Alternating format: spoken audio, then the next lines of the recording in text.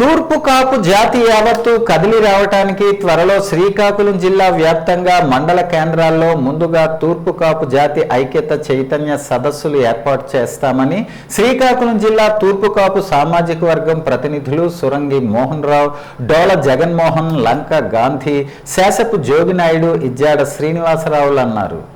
ఆదివారం రాత్రి శ్రీకాకుళం నగరంలో రామలక్ష్మణ జంక్షన్లో గల వెన్నెల హోటల్లో జరిగిన శ్రీకాకుళం తూర్పు కాపు సామాజిక సేవా సంఘం విస్తృత స్థాయి సమావేశంలో వారు మాట్లాడుతూ జాతి ఐక్యత కోసం చైతన్య సదస్సులు ఏర్పాటు ప్రధాన లక్ష్యమన్నారు. శ్రీకాకుళం జిల్లాలో అత్యధిక శాతం జనాభా కలిగిన తూర్పు కాపులు నేడు అన్ని రంగాల్లో వెనుకబడి ఉన్నారని, ఇది ఎంతో ఆవేదన కలిగిస్తుంది అని అన్నారు. స్వాతంత్ర అనంతరం శ్రీకాకుళం జిల్లాను పాలించే నేత తూర్పు కాపు సామాజిక వర్గం ప్రతినిధులు ఎక్కువ సంఖ్యలో ఉండేవారని, నేడు అందుకు విరుద్ధంగా ఉందని, ఇది తగదని వారు హితవు పలికారు.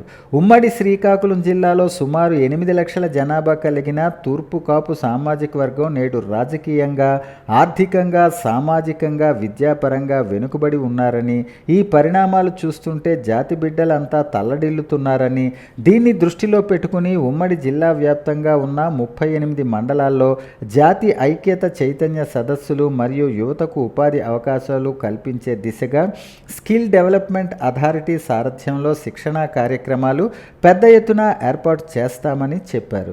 త్వరలో ఇందుకు సంబంధించి టూర్ ప్రోగ్రాం విడుదల చేస్తామన్నారు.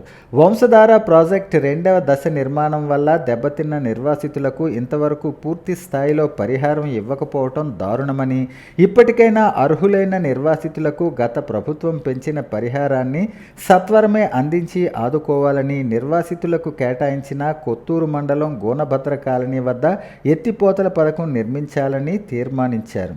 హిరమండలాన్ని పర్యాటక కేంద్రంగా అభివృద్ధి పరచాలని కోరారు.